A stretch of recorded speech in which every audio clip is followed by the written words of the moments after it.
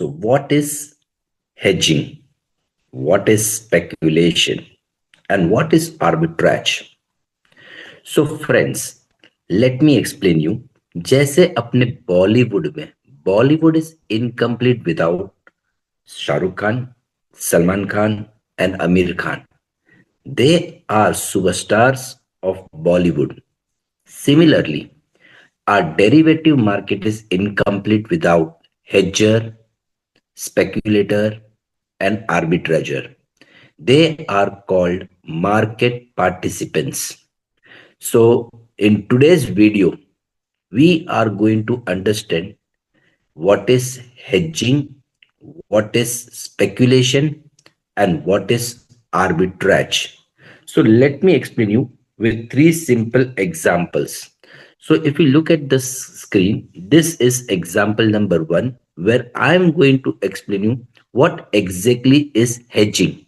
Hedging मतलब simple language में पहले बोल दूं, हेजिंग मतलब जो मेरा रिस्क है वो रिस्क के अगेंस्ट मैं जब खुद को सेफ गार्ड करता हूं, when I protect myself against my existing risk, I am doing hedging.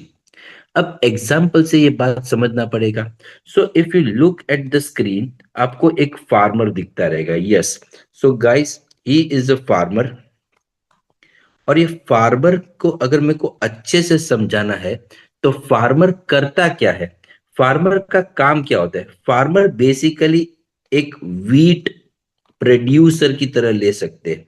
So farmer is a wheat producer. तो फार्मर जब वीट प्रोड्यूस कर रहा है, मैं प्रोड्यूस करेगा मतलब उसको वीट बेचना है.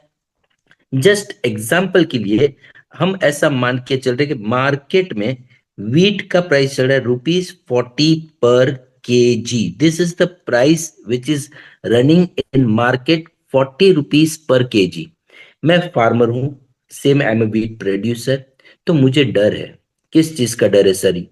मुझे डर है कि आगे जाके अगर वीट का प्राइस गिरा, अभी अगर मैं बेचूं तो ₹40 चल रहा है, पर मेरे को वीट मैंने बोया है, सोन द वीट, बट वीट मिला नहीं है. 2 महीने बाद, 3 महीने बाद वीट मिलेगा. और जब वीट मिलेगा मैं वीट को बेचने जाऊंगा. आई एम जस्ट थिंकिंग कि अगर उस टाइम पे मान लो वीट का प्राइस गिर गया तो मुझे लॉस हो सकता है. मुझे उस बात का रिस्क है, the risk of price falling. ठीक है. सामने एक दूसरा एग्जांपल लिया है बेकरी का. आपको पता है बेकरी का जो सबसे इंपॉर्टेंट रॉ मटेरियल है वो ही है वीट. मतलब अगर मेरे को बेकरी को अच्छे से समझाना है तो मैं बेकरी के लिए ये बोलूंगा, bakery is not a wheat producer but wheat consumer. तो ये तो वीट खरीदेगा ना, अच्छी बात है. आज मार्केट में वीट का प्राइस क्या चल रहा है? 40. उसको मान लो 2 महीने बाद, 3 महीने बाद जब वीट खरीदना है और अगर वीट का प्राइस बढ़ गया तो उसको रिस्क है कि आगे जाके प्राइस बढ़ सकता है. So what an example. एक बाजू फार्मर है जिसको डर है आगे जाके प्राइस गिर गया तो, दूसरे बाजू बेकरी है जिसको डर है आगे जाके प्राइस बढ़ गया तो. दोनों को अंडरलाइंग रिस्क है. So what they did is they simply both of them entered into some forward contract, जहां पे वो लोग ने ये डिसाइड किया कि 2 महीने बाद, 3 महीने बाद फार्मर वीट बेचेगा. एक पर्टिकुलर प्राइस ही ले लो, 40 पर केजी फिक्स कर दो. तो फार्मर अभी 40 पर केजी में बेचेगा और वही वीट फ्यूचर में 2 महीने बाद, 3 महीने बाद बेकरी 40 पर केजी में खरीदेगा. सो नाउ यू अंडरस्टैंडिंग, अगर वीट का भाव बढ़े या गिरे, दे आर इनडिफरेंट बिकॉज उनको अपना रिस्क सेफगार्ड करना था, वो हो गया है. सो exact example, this example fits for hedging. Hedging is a process where you try to reduce, where you try to minimize, where you try to mitigate, where you try to basically try to eliminate the risk. That is called hedging. हेजर ये जो process किया वो party को बोलते हैं हेजर. हेजर का काम है to take a position in a market but make a point here, they are not taking any position in the market to earn profit. They simply want to safeguard themselves. And this example summarize what is hedging. तो यहां पे please note करना, both of them are trying to safeguard the risk, both are playing a role of hedger. तो यहां पे example one से मेरा hedging समझा के हो गया. Now if I move to this example, this will explain you what is speculation. How come? So same thing, ये फार्मर का पिक्चर तो सेम ही है. सो फार्मर का स्टोरी तो अपने को पता है, ही इज अ वीट प्रोड्यूसर. तो वो वीट प्रोड्यूसर को डर है कि प्राइस गिरेगा तो क्या, वगैरह वगैरह वगैरह. But he is a layman, एक इंसान है, आम इंसान. तो आम इंसान ने सेम टाइप का कॉन्ट्रैक्ट 40 रुपीज के हिसाब से फार्मर के साथ बना लिया. Now my question to you guys is, वहां पे बेकरी ने जब कॉन्ट्रैक्ट बनाया, आपके दिमाग के अंदर बात सेट हो रही थी, बेकरी केम इनटू कॉन्ट्रैक्ट क्योंकि बेकरी को भी रिस्क था. पर ये लेमैन जो भी है, मिस्टर ए मिस्टर एक्स जो भी बोलो इसको, ये कॉन्ट्रैक्ट में क्यों एंटर हो रहा है? आंसर है, सोचो, आज जो ₹40 पर केजी चल रहा है, ये लेमैन जो भी है, he is expecting price to increase in the future. He does not want to consume the wheat, but he definitely wants to come into contract to speculate on the price change. He is expecting price to rise. तो इसने तो इसके साथ 40 rupees के हिसाब से contract बना लिया था. तो इन फ्यूचर वो वीट 40 रुपीज में खरीदेगा, और से उसका एक्सपेक्टेशन था कि नहीं, वीट का प्राइस बढ़ के 45 होगा, तो वो 45 में वो वीट को बेच के प्रॉफिट कमा लेगा. So you need to understand the example number 2 is bit different from example number 1. वहां पे दोनों का पार्टीज का काम था हेजिंग. यहाँ पे फार्मर डेफिनेटली खुद को सेफ गार्ड कर रहा है. फार्मर डेफिनेटली प्रॉफिट के लिए मार्केट में नहीं आया.